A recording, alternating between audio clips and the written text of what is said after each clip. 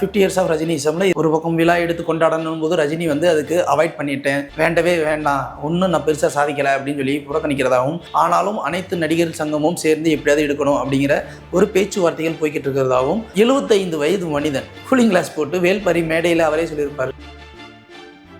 அடுத்த படம் யாரு கூட ரஜினி பண்ண போறார் அப்படிங்கிற ஒரு பெரிய கேள்வி எழுதிக்கிட்டே இருந்துச்சு. மகாராஜா படத்தோடைய இயக்குனரான நித்திலன் சுவாமிநாதனுடைய படத்தில் அவர் நடிக்க ஒப்புக்கிட்டதா ஒரு தகவல்.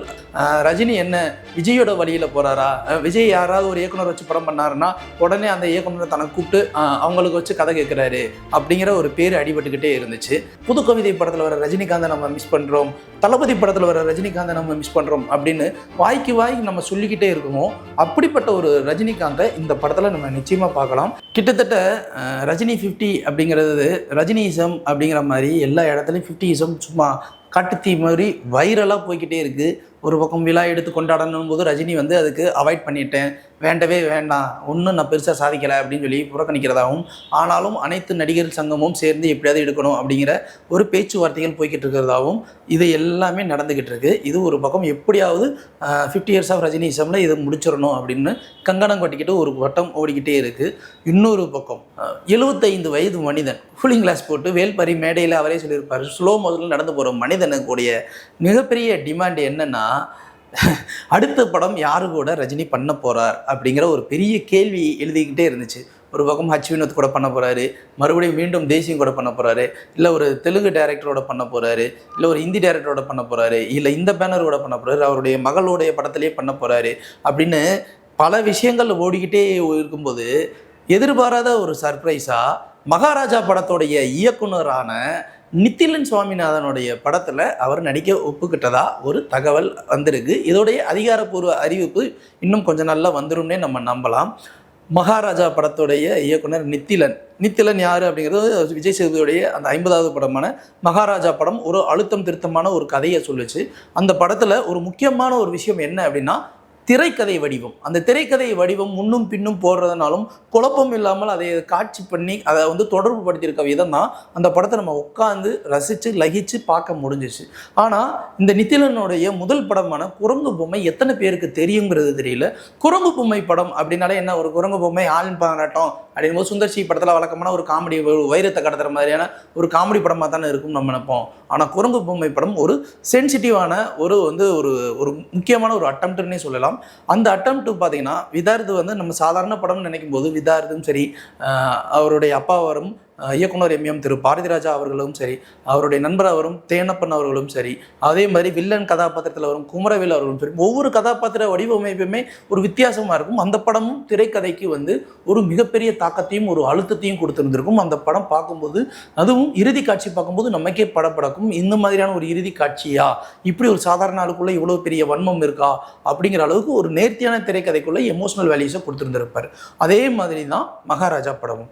இந்த மகாராஜா படத்தை சூப்பர் ஸ்டார் பார்த்துட்டு அவருக்கு ரொம்ப பிடிச்சு போய் தான் இயக்குனரை கூப்பிட்டு, வழக்கமாக அவர் சமீபத்திய காலங்களில் யாருடைய படம் நல்லா இருந்தாலும் கூப்பிட்டு பாராட்டுறது வழக்கம். அதே மாதிரி அவருடைய வீட்டுக்கு கூட்டிகிட்டு பாராட்டி வாழ்த்தும் தெரிவித்தார்.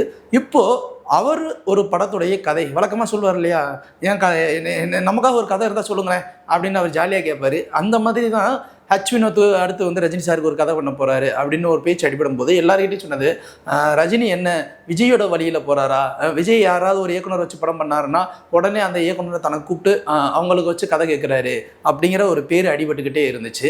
இப்போ அந்த பேரை முறியடிக்கும் விதமாக இவங்க யாருமே கிடையாதியா, நான் வந்து புதுசாக ஒருத்தரை கூப்பிட்டு வச்சு பண்ணுறையா அப்படின்னு சொல்லிட்டு நித்திலனை கூப்பிட்டு வைக்கிறாங்க. இப்போது நித்திலன் ரஜினி சார் இவங்க 2 பேரும் சேரும்போது அந்த படத்துடைய கதை என்ன மாதிரியான வடிவத்தில் இருக்கும் அப்படிங்கிறது ஒன்று இருக்கு இல்லையா. இப்போது ரஜினி சார் மாசு கிளாஸு அப்படிங்கிற ஒரு விஷயம், ஒரு சோஷியல் மெசேஜ் சிம்பிளாக. நித்திலனுடைய படமும் ஒரு சோஷியல் மெசேஜ் சொல்லும், பட் அதையும் தாண்டி திரைக்கதை வடிவம் ரொம்ப அழகாக ஆளுமையாக இருக்கும். இப்போ இவங்க 2 பேரும் சேர்றாங்க அப்படின்னா ரஜினி சார்கிட்ட மாசு கிளாஸும் வேணும், அது இவர் கொடுப்பாரா கொடுக்க மாட்டாரா அப்படிங்கிற ஒரு கேள்வி இருக்குது. இது 2யும் சேர்த்து அவர் ஒரு விஷயம் பண்ணணும். அப்போ அந்த ஒரு விஷயத்தை பண்ணும்போது கண்டிப்பாக ரஜினி சாருக்கு இந்த திரைக்கதை ரொம்ப பிடித்து போயிருந்திருக்கணும். இந்த திரைக்கதை வடிவம் ரொம்ப பிடிச்சு போனதுனாலயோ என்னமோ தெரியல, ரஜினி சார் ஓகே சொல்லியிருந்திருப்பார். ஓகே சொன்னதுக்கப்புறம் இந்த திரைக்கதையில் அவருடைய கதாபாத்திரத்துக்கு ஏற்ற நிறைய ட்விஸ்ட் அண்ட் டர்ன்ஸு, அதே மாதிரி அவருக்கு உண்டான மாஸ் வேல்யூஸு, அவருக்கு உண்டான பாசங்கள், இந்த மாதிரி எல்லா விஷயங்களையுமே நித்திலன் கண்டிப்பாக உள்ளே பூத்திருப்பார் அப்படிங்கிற ஒரு விஷயத்தையும் நம்ம சொல்லலாம்.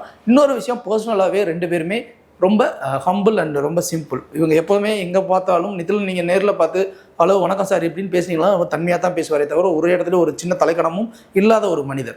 ரஜினி சார் நம்ம சொல்ல வேண்டிய அவசியமே கிடையாது, ஊர் உலகத்துக்கே தெரியும். இவங்க 2 பேர் இருக்குன்னா இவங்களுடைய வேவ் லென்த் எந்த அளவு இருக்குன்னா ஓரளவுக்கு கனெக்டிவிட்டியாக இருக்கும்.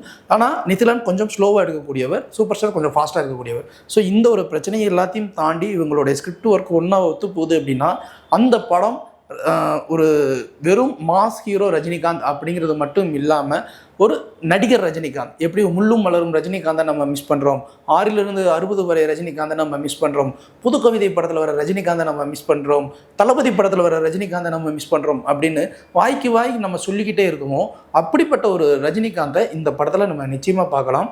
நித்திலனும் அது மாதிரியான ஒரு கதைக்களம், அது மாதிரியான ஒரு தாட் ப்ராசஸ் உள்ள ஒரு மனிதர் தான். ஸோ இவங்க 2 பேர் சேர்றாங்க இல்லை அப்படிங்கிறது அதிகாரப்பூர்வமாக இன்னும் கொஞ்சம் நல்லா வந்துடும். கண்டிப்பாக அடுத்த படம் ரஜினி சார் யார் கூட பண்ண போறாரு அப்படிங்கிறது, எந்த தயாரிப்பு நிறுவனம்ங்கிறது, அது வரைக்கும் இந்த தகவல் உண்மையாகவே இருக்கும்னு நாம நம்புவோமாக.